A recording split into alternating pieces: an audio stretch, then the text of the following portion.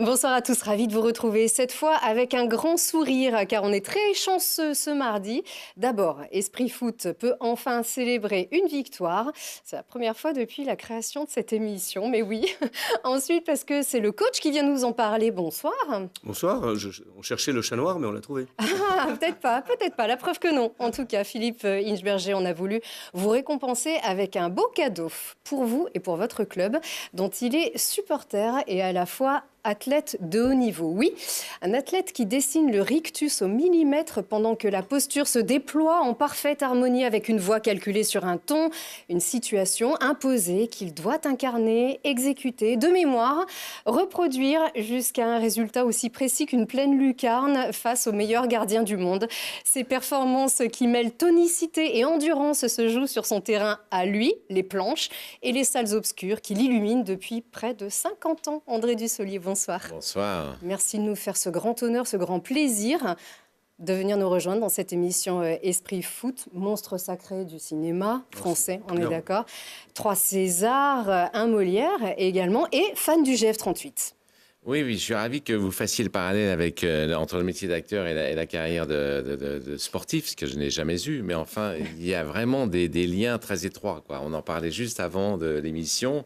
C'est vrai que pour aller jouer au théâtre, c'est physique. Et je suis content d'avoir grandi à Annecy d'abord et puis à Grenoble ensuite pour m'oxygéner au maximum et garder un petit peu un bon fond pour faire les performances sur les planches, quoi. Ah, la région grenobloise y est pour quelque chose, oui. Alors, dans vos performances, vraiment, hein, pour avoir vu votre pièce de Novecento, que vous jouez d'ailleurs encore oui. Au théâtre, et notamment en cette fin de semaine, c'est vraiment une performance absolument athlétique. Alors, vous étiez dans les tribunes du Stade des Alpes lors du match d'ouverture, le 15 février 2008, face à ce Grenoble-Clermont, un 2-0 remporté pour le Grenoble Foot 38. On vous y a revu d'ailleurs et c'était contre l'ETG. Pourquoi cette passion pour le ballon rond et notamment pour le club de Grenoble ?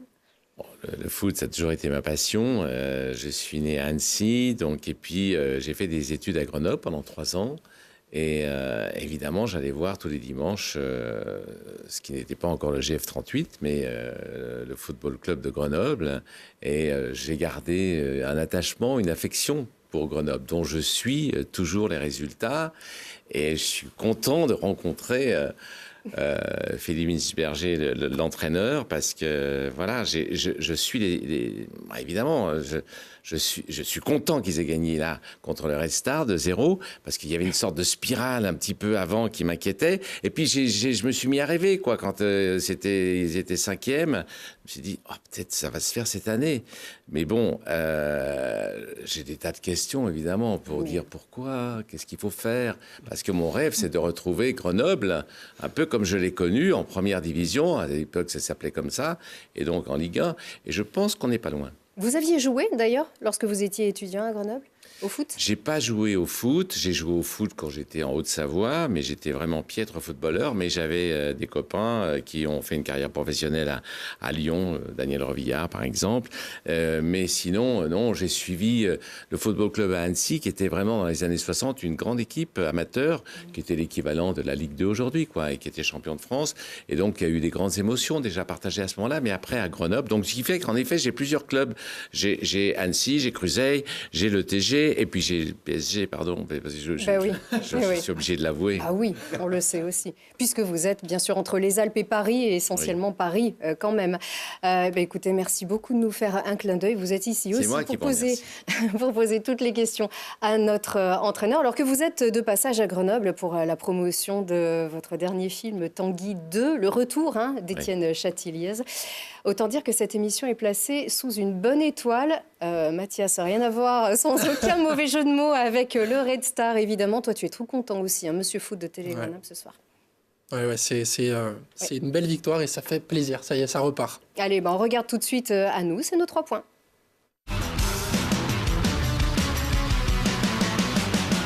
Alors pour tout vous dire, c'est un 3 en 1 cette fois-ci. Ouais, on va juste retenir 3 points. C'est les 3 points au classement. Enfin, une victoire qui fait du bien après 9 matchs, on le disait, sans victoire. Il y avait une belle ambiance au stade. On voit les images. Au coup de sifflet final, il y a eu un grand ouf, un soulagement de la part des supporters. Alors évidemment aussi dans le jeu, on va retenir des bonnes choses. Un doublé de Florian Sotoka, évidemment, lui, le leader de l'attaque, qui a mis ses 9e et 10e buts en championnat. Il faut le souligner, c'est une belle performance de la part de l'attaquant. Et puis globalement, une belle prestation de l'équipe qui était un peu remaniée, notamment en défense. On pense à Francis Dadiengoy qui a joué arrière-gauche, lui qui est tout sauf arrière-gauche. Selim Bengriba qui continue d'enchaîner les matchs. Ibrahima Koulibaly qui a aussi bien dépanné en défense centrale. Voilà, le milieu de terrain a été retrouvé et globalement, je pense que l'équipe a rendu une très très bonne copie. Moi, j'ai rien à rajouter. Je pense que c'est parfait. Non, c'est vrai c'est un match qu'on a abordé avec pas mal de pression parce que quand on est dans une dynamique de mauvais résultats, c'est toujours un petit peu compliqué. Mais l'entraîneur que je suis, c'est aussi faire la part des choses entre les défaites et les victoires. Bon, tout n'a pas été parfait non plus contre le Red Star, comme tout n'a pas été non plus imparfait dans les 8 ou 9 matchs qu'on n'a pas gagnés. Il y en a un paquet entre les pénaltys à droite à gauche, les mauvaises décisions et puis voilà, un peu de malchance aussi ou de non-réussite.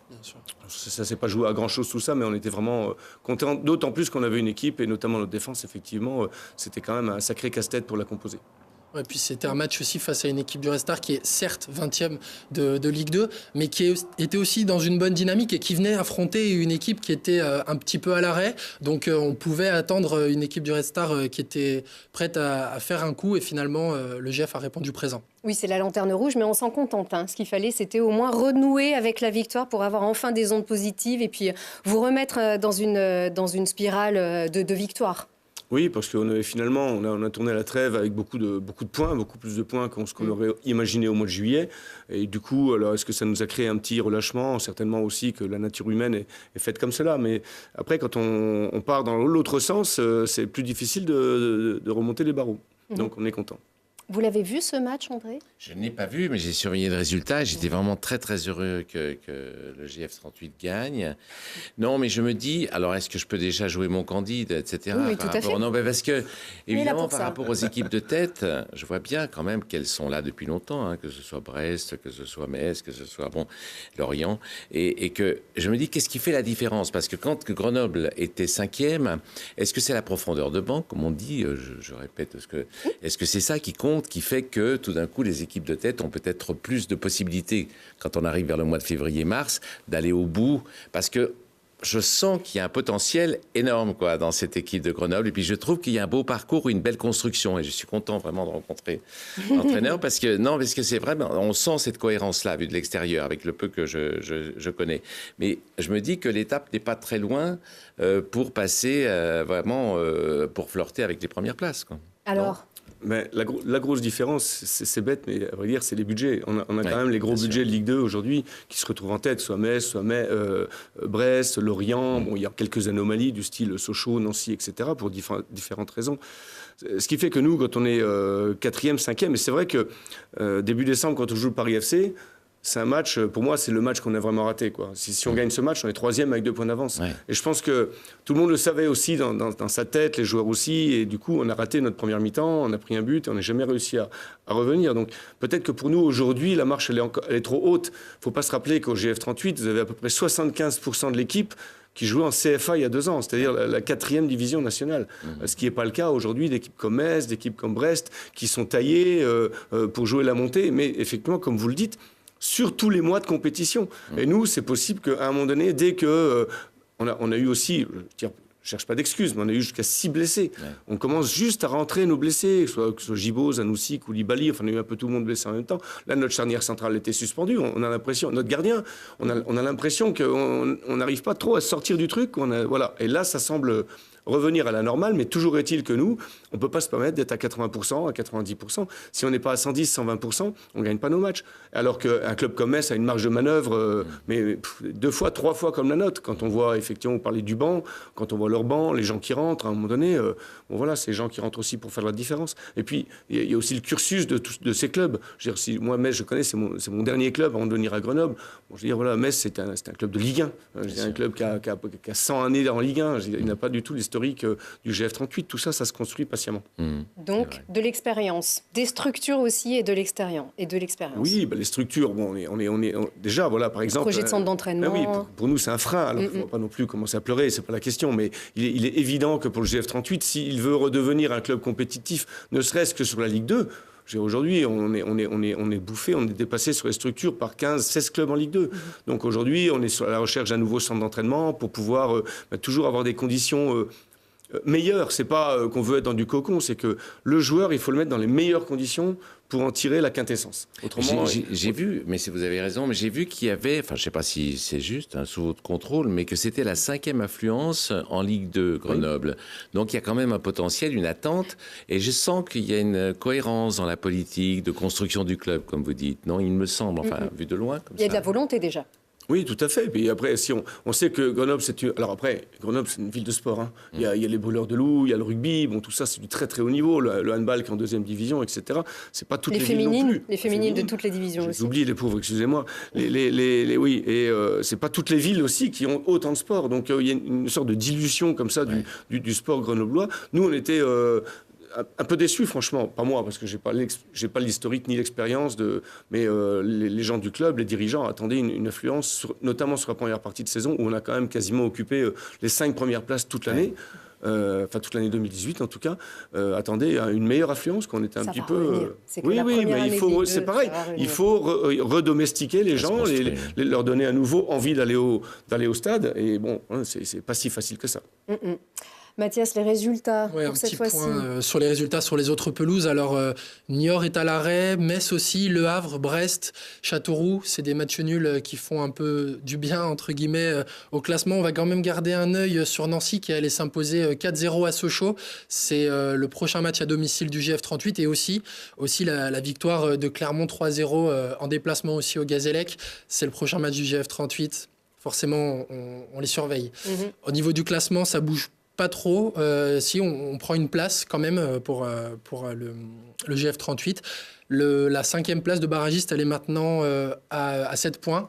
Donc c'est à portée de tir et en même temps compliqué vu la dynamique du haut de tableau. Ça y est, 38 points. Oui, 38 points. L'année dernière, c'était le chiffre du maintien. Ça y est, mathématiquement, le club est maintenu. Est-ce qu'on se projette déjà sur l'année prochaine, à ce stade-là de l'année, une fois qu'on se dit on sera au moins en Ligue 2 la saison prochaine? Je suis obligé de vous dire que mathématiquement, on n'est pas maintenu. Si on parle de mathématiques, à un moment donné, c'est quand 1 plus 1 font 2. Et c'est quand il n'y a plus assez de points pour pouvoir être rattrapé qu'on est maintenu. Mais moi, je pense que ça ne se jouera même pas 38 cette année. Vu le nombre de points qu'ont les 3 derniers, il reste 11 matchs. Il va falloir qu'il gratte, celui qui a 21 points, il va falloir qu'il gratte 15 points en 11 matchs pour arriver à 36. À mon avis, ça va jouer assez bas. À la baisse. Donc nous, on sait, moi je sais que depuis longtemps dans mon fort intérieur que le GF38 est maintenu. J'ai dit à mes joueurs au moment de reprendre en 2019, on ne va pas se stresser, parce qu'on semblait un peu stressé au moment d'aborder la compétition d'une manière un peu bizarre. Je leur ai dit, mais attendez, pas la peine de s'énerver, il nous faut 5 matchs nuls sur 19 matchs, on va les faire, si on veut regarder par là.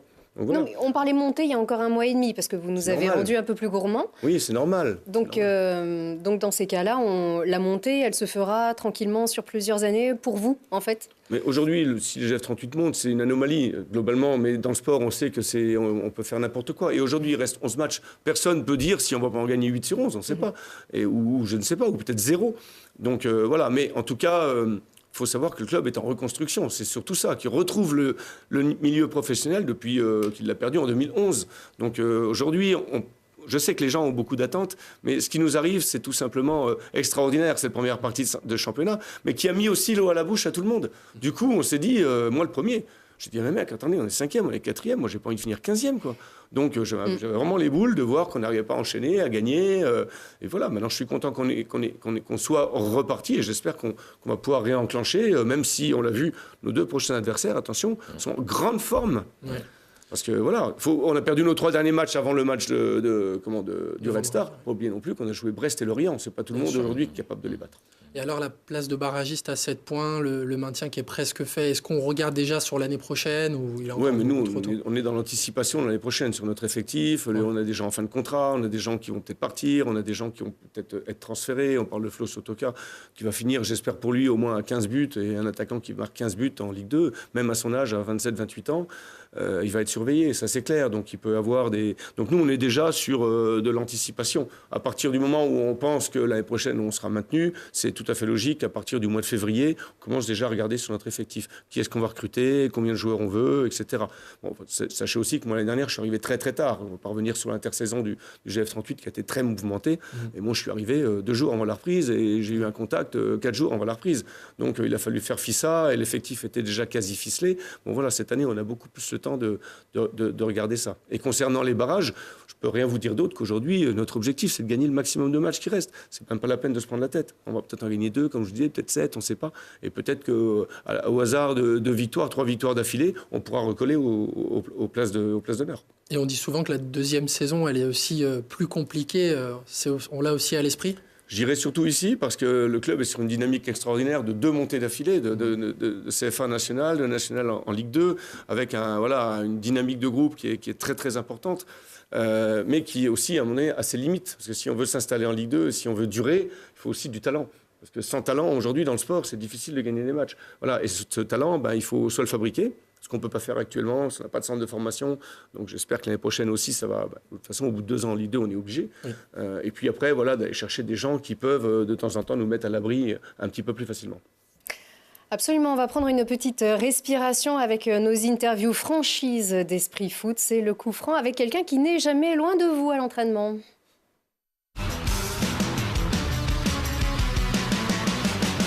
Bonjour, c'est Francis de Persin pour Coup Franc. Petit coup de sang, les décisions arbitrales qui sont en notre défaveur actuellement et qui me mettent hors de moi. L'année dernière, j'étais venu ici avec Créteil et franchement, je pensais vraiment pas signer au GF38. Je me voyais pas du tout dans ce club et pas du tout dans cette ville. Et finalement, je suis tombé sous le charme, que ce soit du club ou de la ville. Et pour moi, c'est un beau pied de nez. Coup collectif, et là je reviendrai sur notre montée avec l'US Créteil, où on avait fait une saison vraiment exceptionnelle et où on avait partagé cette super saison avec notre COP. Et j'ai l'impression de retrouver cette ferveur ici, où il y a un COP extraordinaire. Le chambrage de notre coach Philippe Inverger sur ma dernière intervention qui a été filmée par beIN Sport. Et voilà, c'est un petit clin d'œil concernant Philippe. Coup de fil que j'ai donné dernièrement à ma maman qui est en Martinique et je pense tous les jours à ma mère qui est quelque chose de très très très important pour moi.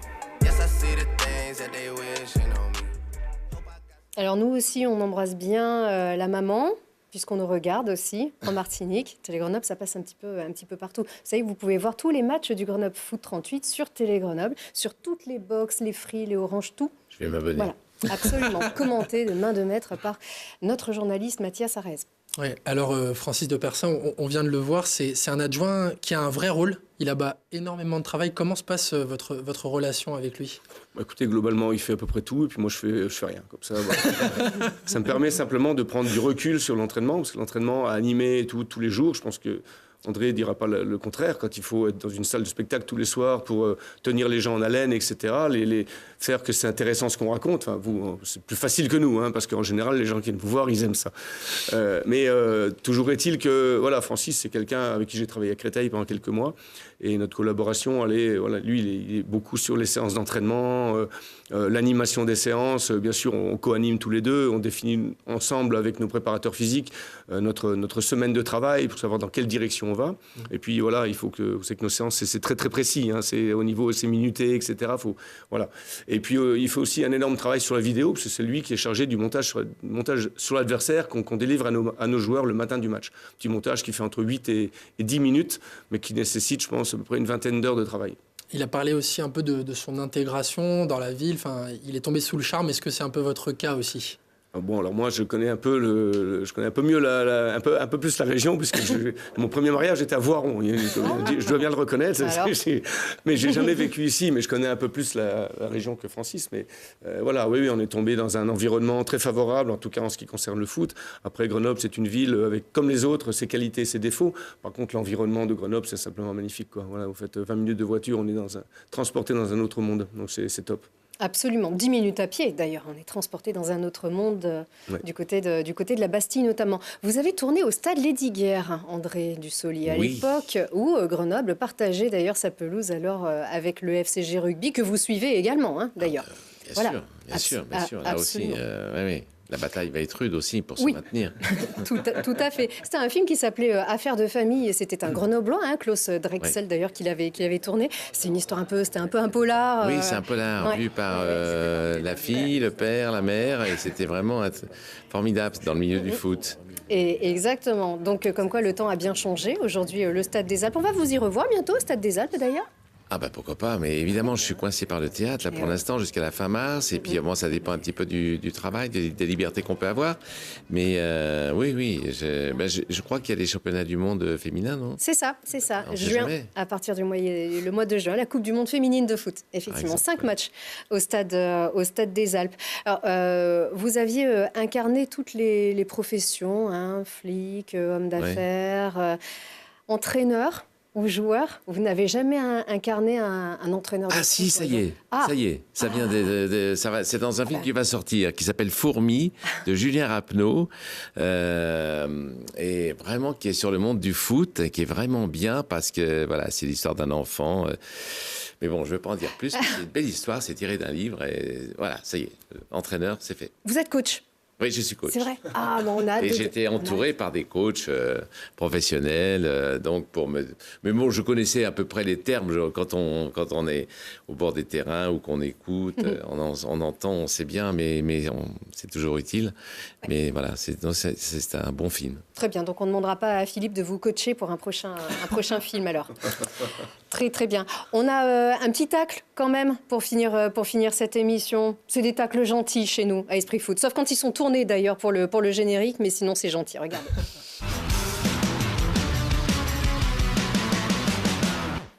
Bonjour Philippe, ça fait un petit moment qu'on ne s'est pas eu au téléphone, donc je voudrais te poser une question. Il y a un truc qui me turlupine depuis une trentaine d'années. C'était un match qu'on avait joué contre Brest ici à Metz à domicile, tu te souviens de ça? On a gagné 3-0.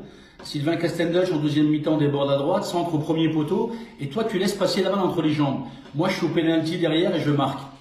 Ça fait 30 ans que je ne sais pas pourquoi tu as laissé passer la balle. En fait, je pense que tu as eu peur de la mettre 10 mètres au-dessus. Mais bon, ça, il faudrait que tu nous expliques un petit peu donc le pourquoi du comment. Voilà. Et en plus de ça, je te souhaite une très très bonne fin de saison. À bientôt. Bisous. Ça fait beaucoup réagir en tout cas ici sur ce plateau, et notamment vous, André. Hein. Mais oui, c'est drôle de voir Bernard Seigné, c'est incroyable, c'est toute une époque comme ça, c'est vraiment des souvenirs tellement forts. Et donc j'ai envie d'entendre la réponse là maintenant. Mais Bernard, il le sait très bien, il le sait. C'est l'année où il a fini meilleur buteur du championnat de France. Alors il faut savoir qu'il a détenu quand même le titre de meilleur buteur, mais le titre du plus petit nombre de buts marqués. Avec 18 buts, un truc comme ça. Il a dû être détrôné depuis. Donc, comme je voyais qu'il avait quand même du mal à marquer, je me souviens très bien, j'aurais pu marquer, franchement, c'est mon adresse devant le but, j'aurais pu marquer tranquille, je savais qu'il était derrière moi, parce que Bernard, le problème, c'est qu'il sortait jamais de la surface de réparation de l'adversaire. Il savait pas, de l'autre côté du terrain, de la ligne médiane, il sait pas ce qui se passe, dans l'aspect défensif. Il a jamais mis les pieds dans le terrain, là où on défend. Donc, pour lui faire marquer un but en plus, parce que je voyais qu'il était à la peine pour avoir son titre de meilleur buteur, j'ai fait feinte de frapper, j'ai laissé passer entre les jambes, et lui, il a marqué, et je pense même, pour vous dire que dans quelles conditions j'ai mise, je crois qu'il a marqué même du pied droit. Et il va falloir le rejouer celui-ci, alors finalement, pour bien enterrer les choses. Merci infiniment. infiniment à vous deux d'avoir été présents sur ce plateau. Il y a un petit cadeau pour André Dussolier d'ailleurs.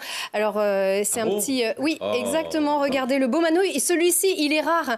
Il est tout à fait rare d'ailleurs. C'est le maillot jaune. Hein, il ne pouvait pas en avoir d'autres. C'est bon voilà. signe. Hein. Ouais, très bon ouais, exactement. Très bon signe, hein. Merci beaucoup, Philippe. Merci, vraiment. Eh bien, un grand merci encore à vous, Philippe Hinsberger. On vous retrouve dans le bonus, d'ailleurs, dans le temps additionnel d'Esprit Foot. André Dussolier, très très belle saison à vous encore sur le théâtre. Très belle saison à vous avec le GF38 dans les tribunes. Le PSG aussi, évidemment, de toute façon. Et puis un grand merci, beau succès à vous avec Tanguy 2. Et encore une fois, merci de nous avoir fait l'honneur de cette émission. Merci Mathias et vous. À très vite.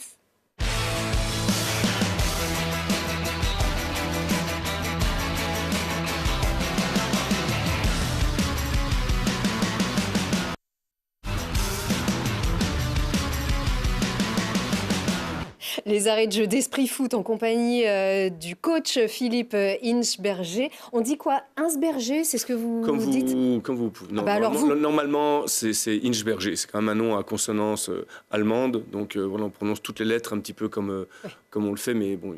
Hinsberger, même. Alors voilà. Ça, oui, ça, donc, là, c'est carrément de l'autre côté du Rhin. C'est de l'autre côté du Rhin. Donc, on va dire Hinsberger. Voilà, très bien. Ça, c'est ce que vous dites. Donc, merci encore d'être avec nous sur le plateau d'Esprit Foot avec Mathias Arez, notre journaliste spécial foot. Il a vraiment la tête ronde comme un ballon, ce garçon. Et donc, il a absolument enquêté sur vous, Philippe. Ouais, alors Philippe, vous êtes né en Moselle, près de Thionville, formé au FC Metz. Vous y avez été joueur pendant 15 ans. Vous avez joué plus de 483 matchs. En fait, vous avez un graouli dans le cœur, on peut le dire, à peu près. Et du coup, on a été rencontrer quelqu'un qui voulait vous passer un message.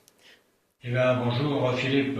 Écoute, très heureux d'apporter mon témoignage sur ta personne.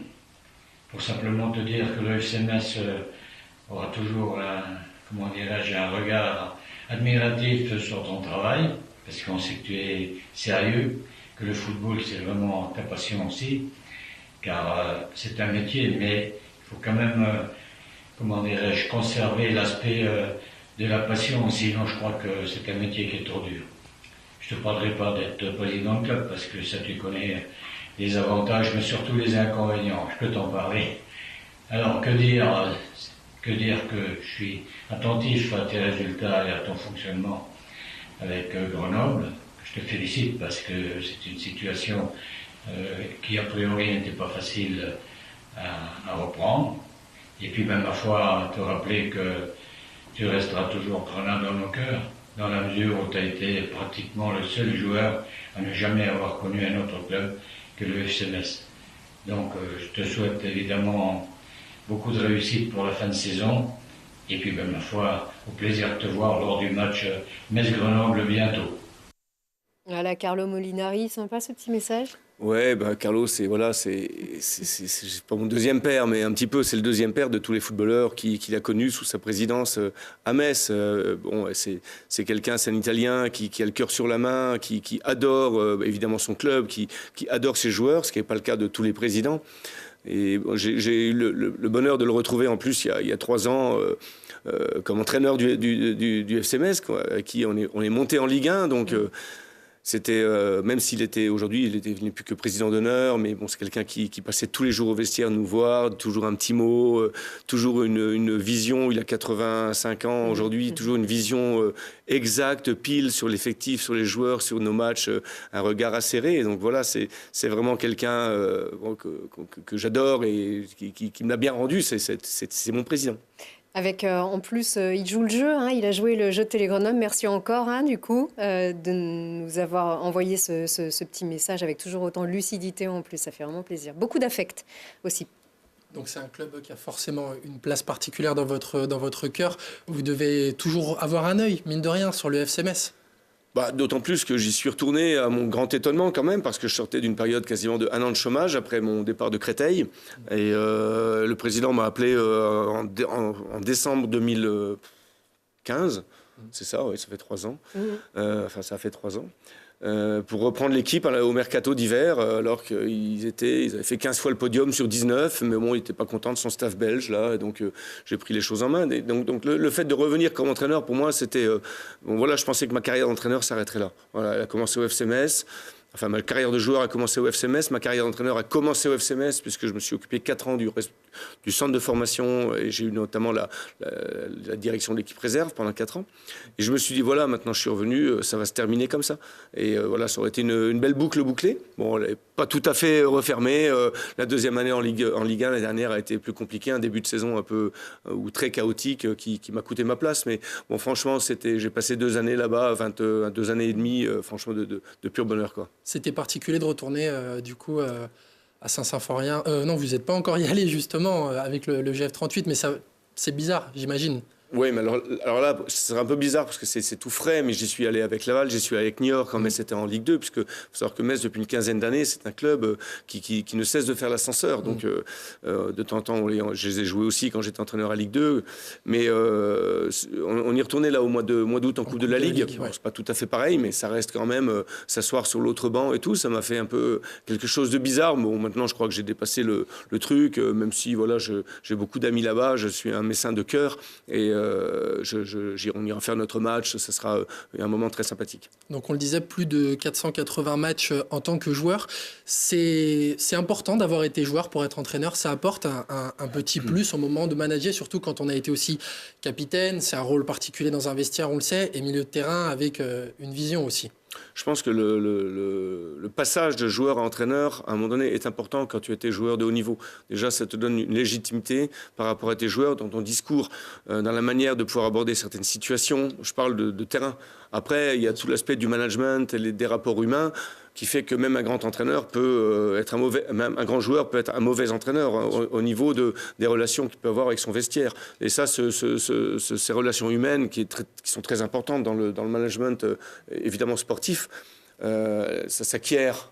Cette expérience s'acquiert au fil des années. Bon, aujourd'hui, j'ai plus trop la légitimité. Je ne vais pas parler à Arsène Logo que quand j'étais en 88 à Metz, qu'on a gagné la Coupe de France, il n'était même pas né, lui. Donc, lui et quand ils regardent, ils ont l'impression de voir un football d'un autre temps. Il y avait les passes aux gardiens, c'était un petit peu différent. C'était moins des athlètes. Et voilà. Toujours est-il qu'à un moment donné, voilà, ils savent aussi que je sais contrôler un ballon, que je sais mettre un penalty ou un petit coup franc de temps en temps. Et ça leur prouve aussi que j'étais footballeur. Et ça donne quand même un petit peu de quoi pouvoir parler plus facilement. Alors justement, vous avez vécu aussi des choses fortes en tant que joueur avec le FC Metz. Vous avez gagné 2 fois la Coupe de France. Vous avez fait aussi un exploit au Camp Nou face au FC Barcelone. On revoit les images justement. Elles sont forcément un peu moins bonnes, hein, les images. Il fallait surtout les trouver parce que le match n'était pas retransmis. Comment il a évolué, le foot, finalement, justement? Vous en parliez un petit peu, là. C'est un autre sport. La vitesse, c'est pas sur l'aspect tactique ou quoi, bien qu'aujourd'hui, les gens ont beaucoup travaillé sur cet aspect organisationnel de l'équipe pour qu'on puisse partir sur des bases un petit peu plus structurées que ce qui se passait avant. Mais aujourd'hui, c'est la vitesse, comme dans tous les sports. Dans le handball, dans le rugby, aujourd'hui, vous voyez des handballeurs, enfin, les mecs font 2 mètres, ils font 100 kilos de muscles. Aujourd'hui, vous voyez des piliers au rugby. À mon époque, je repense à Garuet, à Palmier. C'était des gens qui avaient une touche, ils arrivaient 45 secondes après, le temps qu'ils arrivent avec leur truc. Et bon, là, aujourd'hui, on a affaire à des vrais athlètes. Donc, et je pense que dans tout le sport et dans le football en particulier, le développement des qualités athlétiques était primordial. Aujourd'hui, il y a toujours eu des grands joueurs, des bons joueurs. Ah tiens, regardez, l'art du contre-pied, on va dire, en finale de la Coupe de France 88. Regardez, ça s'appelle un contre-pied. Il valait mieux qu'ils partent pas quand même du bon côté parce que j'aurais eu un peu l'air con. Tellement, voilà. Mais donc, pour revenir à votre question, c'est ça surtout. Aujourd'hui, c'est la vitesse, c'est que les gens sont devenus des athlètes, c'est que l'entraînement est beaucoup plus structuré, individualisé. Voilà, parce qu'on a des moyens de le faire aussi. Les coiffeurs ont changé aussi. Oui, en tout cas, ils ont changé leur technique. Oui, alors il y avait ces cheveux longs comme ça. Oui, alors il y avait quand même une époque. Voilà. À cette époque, dès qu'on passait les 32e, moi j'ai la chance de rentrer qu'en 32e parce que je jouais qu'en première division. On se laissait pousser la barbe ou la moustache, enfin un accessoire pileux. Globalement, on se coupait plus trop les cheveux. C'était un petit peu quelque chose qui nous faisait nous rejoindre dans ces aventures de coupe. Très bien. Les sensations étaient les mêmes aussi. En termes de victoire, il y avait un peu moins d'argent aussi dans le foot, j'imagine. Il y avait beaucoup moins d'argent, mais les clubs dépensaient beaucoup aussi moins d'argent. Je veux dire, les salaires, enfin, moi j'ai commencé en première division, c'était 19 joueurs maximum. C'était 19 joueurs, avec les 2-3 joueurs formés au club. Mais autrement, l'effectif, c'était 19 joueurs. Quand vous voyez aujourd'hui, vous pouvez avoir des effectifs, même en Ligue 2, parfois de 32, de 33 joueurs. On se demande pourquoi on va chercher autant de joueurs. Ça sert strictement à rien. Donc, il y avait moins d'argent, mais écoutez, on se déplaçait en avion privé. On vivait quand même très, très bien. Bon, aujourd'hui, avec l'essor, les nouveaux stades, etc., les loges, les agents, tout ce que vous voulez, tout ça, ça a développé un business autour du foot, c'est indéniable. Mais il y a toujours eu beaucoup d'argent autour du football quand même. Il a perdu un peu de son charme, ce football? Pour moi non. Mais ce qui a gagné aussi, c'est les ultras, les supporters qui aujourd'hui se plaignent aussi de ne pas pouvoir se déplacer. Mais nous aussi, on est peinés. Mais il faut bien reconnaître aussi que quand on voit certains comportements, et c'est tellement une petite frange, c'est peut-être 10 abrutis ou 20 crétins, et du coup tout le monde paye pour eux. Mais aujourd'hui, quand on voit des choses, quand vous allez sur des terrains où à un moment donné, pour frapper un corner, vous êtes protégé, parce qu'on l'a vu, par des boucliers de CRS, enfin, où est-ce que ça a sa place sur le terrain de sport? Donc malheureusement, avec cet engouement, voilà, vous allez voir un match à Lyon aujourd'hui. Le Stade des Lumières, c'est simplement magnifique, quoi. Bon, donc c'est magnifique, mais on se voit plus beaucoup. Mais on se voit plus beaucoup. Il y a des barrières, beaucoup de barrières physiques et. Moi, j'ai été voir l'année dernière, j'étais à La Rochelle. J'étais voir La Rochelle-Toulouse et il y avait comment s'appelle-t-il, le capitaine de Toulouse, du Sautoir, qui était sur le trottoir. Le bus de Toulouse était garé devant la porte, au milieu des gens. Mais parce que dans le rugby, il n'y a pas de problème. Et dans le foot, il y a toujours des problèmes. Aujourd'hui, vous avez peur de laisser un joueur adverse dehors. Ils peuvent se faire casser la figure. Vous voyez, on a bien les soucis qu'on peut avoir avec des supporters. Donc, malheureusement, ça a été obligatoire. Quand on voit le comportement en tribune aussi, que je condamne lourdement, parce que, je veux dire, comme je dis, tout le monde, les gens payent pour cette minorité. Mais aujourd'hui, quand on parle de sécurité, il faut aussi assurer la sécurité des joueurs. Malheureusement, c'est un peu aseptisé, je le reconnais. Mais aujourd'hui, malheureusement, c'est incontournable. Les soirs de match, en revanche, à l'entraînement, tout le monde est invité à venir vous voir.